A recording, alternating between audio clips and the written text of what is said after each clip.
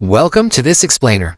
I am your resident historian for the day, and I'm absolutely thrilled to dive into a truly fascinating shift in American history.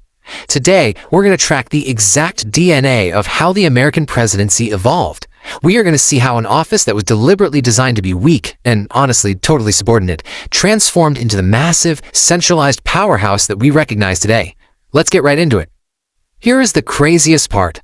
The modern executive branch, with its massive scope, its immediate military reach, and its global influence, would completely shock the men who originally designed the Constitution. It is a completely different beast than what they built back in 1787. So, here is our roadmap for today. First, we'll look at the founder's weak executive. Then, how Andrew Jackson empowers the presidency. Followed by how he dominates Congress. After that, we'll look at Lincoln's emergency war powers. And finally, we'll wrap up with a forever changed office. All right, Section 1, the founder's weak executive in designing a subordinate president. Think about it. Right after the American Revolution, this whole concept of a national government was a total experiment. No one had really done this before. The founders had one absolute overriding fear, an abusive executive like King George III. They had literally just fought a war to escape a monarch. So, what was their solution? The legislature. They designed a relatively weak chief executive who was essentially just meant to act as an agent of Congress. For the guys writing the Constitution, the real heart and soul of the Republic was the Congress, not the president. When George Washington stepped into this incredibly novel role, he moved very, very carefully to maintain the boundaries of this untested office. Just look at his modest baseline. The entire national budget? Barely $2 million. The army was just a few hundred men, and get this, the State Department was literally run by just 8 clerks. Washington deliberately sought advice and created a small cabinet, but the federal government was just impossibly small by today's standards. Moving on to Section 2, Jackson empowers the presidency, the era of mass democracy. Fast forward a few decades, and we hit our first real historical disruptor, Andrew Jackson. He capitalized on a massive shift in American society, mass democracy. The electorate had actually more than tripled in just 4 years. Jackson basically invented us versus them politics. When he won, thousands of everyday people literally overran the White House at his inauguration. We're talking breaking windows, destroying furniture, the whole shebang. But the absolute game changer here is that Jackson claimed a brand new kind of moral authority. He argued that because the president was the only official elected by everyone in the nation, he was the true voice of the people. He wasn't just an administrator taking orders from Congress anymore. As historical analysis points out, presidents, but especially Andrew Jackson, Abraham Lincoln, they began to seize power away from Congress. This right here marks the exact moment the presidency began aggressively throwing its weight around over the legislative branch. Jackson decided that one person could shape things way more effectively than a whole committee of Congress.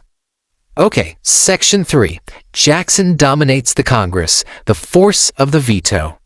Let's look at exactly how Jackson weaponized this new, mass-supported mandate to completely dominate the very branch the founders thought would rule. 12.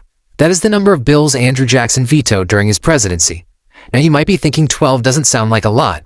But Jackson vetoed more bills than the previous 6 presidents combined. And he didn't just use the veto for constitutional objections. He used it as a blunt instrument of policy, effectively paralyzing his congressional opposition and asserting his own will. The real-world impact of that unilateral executive force was both profound and devastating. Jackson pushed hard for his foundational policy of Indian removal. Even though there was massive outrage from prominent voices in Congress, people like Henry Clay and Davy Crockett, Jackson completely forged ahead. He rallied public support, bypassed the critics, and forced Congress to fall in line with the Indian Removal Act of 1830. This executive steamrolling directly led to the forced relocation of Native Americans and ultimately the tragic Trail of Tears where thousands of Cherokee people perished. It was a very dark consequence of this newly emboldened presidency. Which brings us to Section 4, Lincoln's emergency war powers, the ultimate test of authority. Now, if Jackson proved the president could dominate peacetime politics, Abraham Lincoln pushed executive boundaries to their absolute limits during the Civil War. Check out this timeline. April 1861. Hostilities kick off at Fort Sumter. Within mere days, Lincoln calls up the militia and 75,000 troops. Within a few weeks, he imposes a military blockade on southern ports, and he did all of this entirely without the consent of Congress. Why? Because they were actually in recess at the time. It was completely unheard of for a president to take such rapid, massive military action completely unilaterally. To justify all this, Lincoln leaned into a new concept, war powers. He argued that the commander-in-chief had emergency executive authority during wartime to essentially do whatever it took to save the Union, and he used it aggressively. He actually suspended the writ of habeas corpus so he could quarantine rebels in the border state of Maryland, which meant throwing leaders and newspaper editors straight into military prisons. When the Supreme Court demanded he produce a writ, Lincoln simply ignored the Chief Justice of the United States. No way the founders saw that coming. And this unilateral approach actually defined his greatest legacy.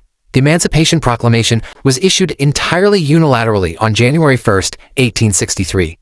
Knowing how incredibly sensitive the topic of ending slavery was, Lincoln knew he couldn't risk wrangling with Congress over civil legislation. Instead, he completely bypassed them, claiming the authority to free enslaved people in Confederate states purely as a wartime necessity, using his power as commander-in-chief. Finally, Section 5, a forever changed office and the legacy of expanded power. So, Lincoln was tragically assassinated, leaving behind no roadmap for Reconstruction, but his structural impact on the presidency itself was completely permanent. Think of it like this: the forceful tenures of Andrew Jackson and Abraham Lincoln essentially rewired the founders' original design. Lincoln proved that one person could meet massive national emergencies using unilateral emergency powers, and that paved the way for everything that followed. It set the stage for FDR rallying the country for the New Deal, and it set the precedent for modern presidents engaging in military actions without formal congressional declarations of war. That small, purely administrative office George Washington cautiously stepped into, gone forever. Which leaves us with this final, provocative thought to consider. How do the precedents set by Jackson and Lincoln shape the presidency today?